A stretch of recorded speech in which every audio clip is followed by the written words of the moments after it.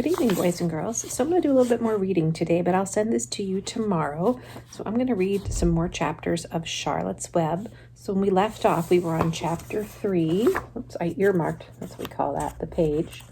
And if you remember, chapter 3 was called The Escape. So in the beginning of our story, we met Wilbur, who was the little runt of the litter, the little pig that Fern had rescued. And she was taking good care of it. And recently, Wilbur got too big to keep at her house, so it moved into the farm of her uncle, Mr. Zuckerman, down the street. So he was on his way to live at the barn with some of the new animals he's going to meet there. So we're on chapter 3 called The Escape.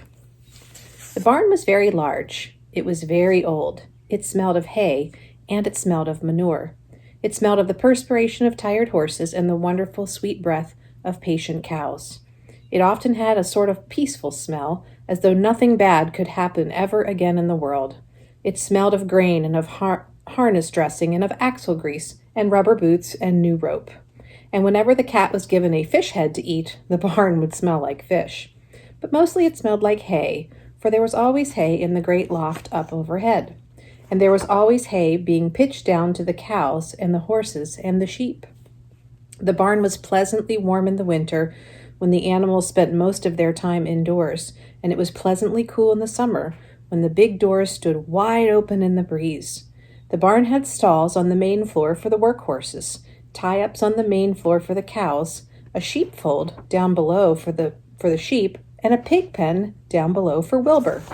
And it was full of all sorts of things that you find in barns.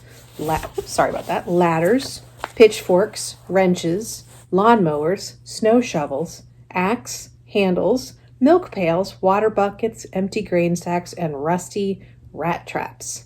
It was the kind of barn that swallows like to build their nests in. It was the kind of barn that children like to play in, and the whole thing was owned by Fern's uncle, Mr. Homer L. Zuckerman. Wilbur's new home was in the lower part of the barn, directly underneath the cows. Mr. Zuckerman knew that a manure pile is a good place to keep young pigs. Pigs need warmth, and it was warm and comfortable down there in the barn cellar on the south side. Fern came almost every day to visit him. She found an old milking stool that had been discarded, and she placed the stool in the sheepfold next to Wilbur's pen. Here she sat quietly during the long afternoons, thinking and listening and watching Wilbur. Here's the pictures. All right, so there's Wilbur eating out of, this is called a trough, and that's where they put the food for the pig. And here's the fence that keeps Wilbur in his pen, and she's on the side with the sheep. They call that the sheepfold. Oh, and there's a goose. Okay, can you see that okay? There we go. Yeah, beautiful illustrations, aren't they? The sheep soon got to know her and trust her. So did the geese, who lived with the sheep. All the animals trusted Fern, because she was so quiet and friendly. Mr. Zuckerman did not allow her to take Wilbur out, and he did not allow her to go into the pig pen, but he told Fern that she could sit on the stool and watch him, as long as she wanted to. It made her happy just to be near him, and it made Wilbur happy to know that she was sitting right there, but he never had any fun. No walks, no rides, and no swims. One afternoon in June, when Wilbur was almost 2 months old, he wandered out into his small yard outside of the barn. Fern had not arrived for her usual visit. Wilbur stood there in the sun, feeling lonely and bored. There's never anything to do around here, he thought. He walked slowly to his food trough and sniffed to see if anything had been overlooked at lunch. He found a small strip of a potato skin and ate it. His back itched, so he leaned against the fence and rubbed against the boards. When he tired of this, he walked inside, climbed on top of the manure pile, and sat down. He didn't feel like going to sleep. He didn't feel like digging. He was tired of standing still, tired of lying down. I'm less than 2 months old, and I'm tired of living, he said. He walked out into the yard again. When I'm out here, he said, there's no place to go but in. And when I'm inside, there's no place to go but out in the yard. That's where you're wrong, my friend, said a voice. Wilbur looked through the fence and saw the goose standing there. You don't have to stay in that dirty little yard, said the goose, who talked very fast. One of the boards is loosed. Push it, and come on out. What? Said Wilbur. Say that slower. At the risk of repeating myself, said the goose, I suggest you come out here. It is wonderful outside. Did you say a board was loose? That I did, said the goose.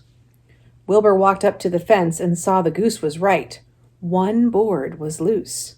He put his head down, shut his eyes, and pushed. The board gave way. In 1 minute he had squeezed through the fence and was standing in the long grass outside of his yard. The goose chuckled. How does it feel to be free? She asked. I like it, said Wilbur. That is, I guess I like it. Actually, Wilbur felt odd to be outside his fence with nothing between him and the big world. Well, where do you think I should go? Anywhere you like, said the goose.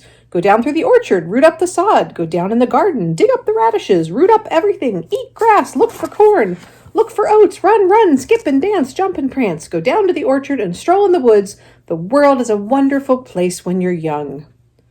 I can see that, said Wilbur.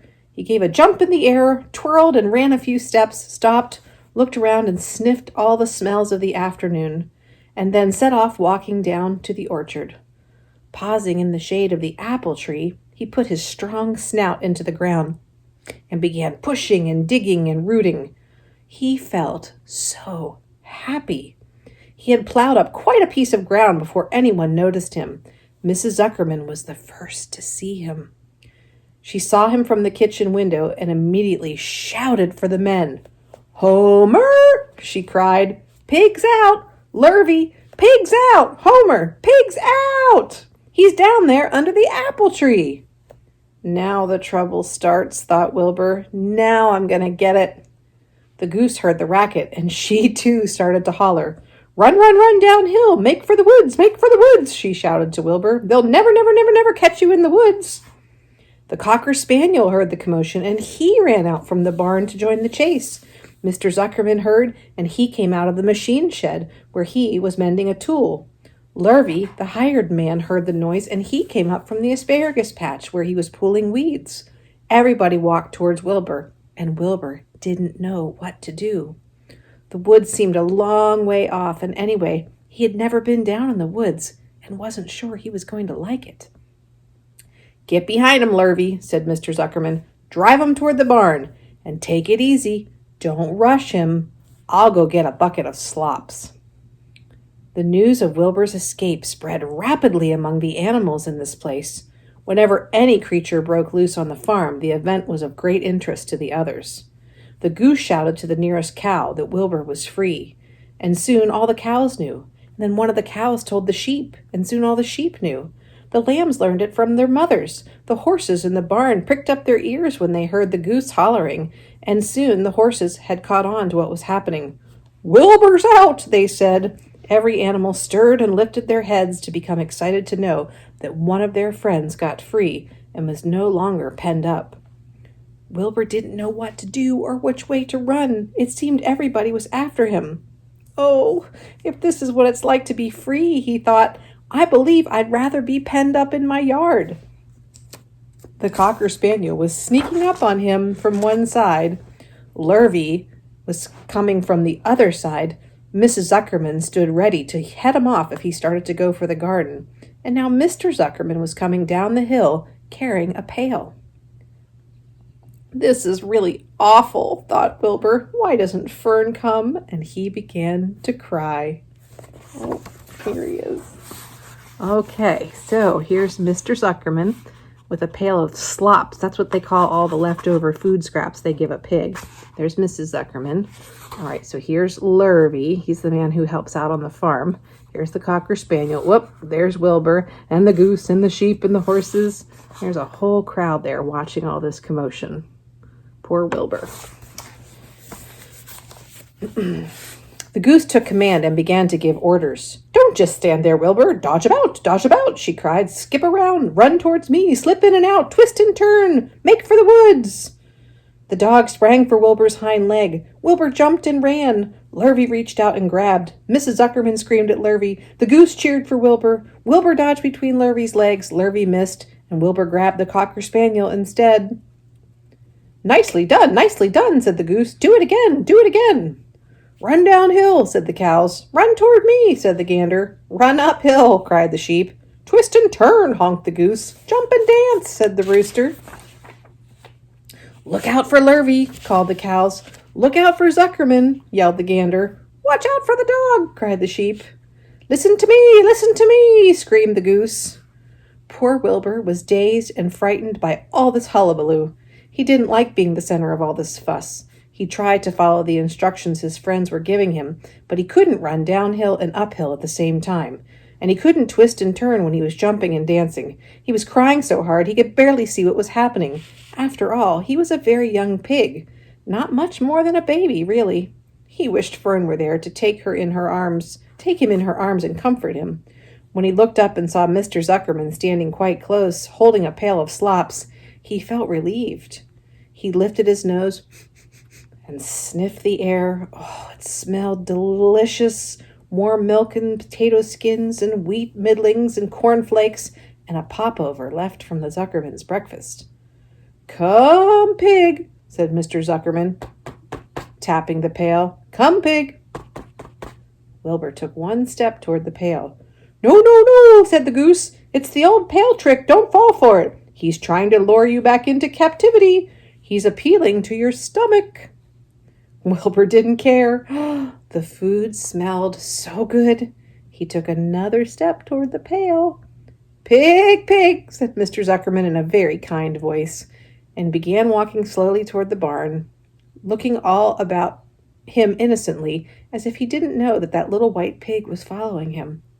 You'll be sorry, said the goose. Wilbur didn't care. He kept walking toward that wonderful smell. You'll miss your freedom, honked the goose. An hour of freedom is worth a barrel of slops. Wilbur didn't care. When Mr. Zuckerman reached the pig pen, he climbed over the fence, poured the slops into the trough, and when he pulled the loose board away from the fence so there was a wide hole for Wilbur to walk right through. Reconsider, yelled the goose. Wilbur paid no attention. He stepped through the fence into his yard. He walked to the trough and took a long drink of yummy slops, sucking in the milk and chewing the popover. Oh, it was good to be home again. While Wilbur ate, Lurvy fetched a hammer and some nails and nailed the board back into place. Then he and Mr. Zuckerman leaned lazily on the fence, and Mr. Zuckerman scratched Wilbur's back with a stick. He's quite a pig, said Lurvy. Yes, he'll make a good pig, said Mr. Zuckerman. Wilbur heard those words of praise. He felt the warm milk inside of his stomach. He felt the pleasant rubbing of the stick along his itchy back. He felt peaceful and happy and sleepy. This had been a tiring afternoon. It was still only about 4 o'clock, and Wilbur was ready for bed. I'm really too young to go out into the world alone, he thought, and he laid down to sleep. All right, that was chapter 3. That was kind of a long one, so I'm going to stop there. This is chapter 4. We're going to read that one tomorrow. This one's called Loneliness. So something tells me Wilbur gets a little lonely, maybe a little homesick for Fern. All right, well, good night, boys and girls. Have a wonderful night, and we'll see you for more Charlotte's Web tomorrow.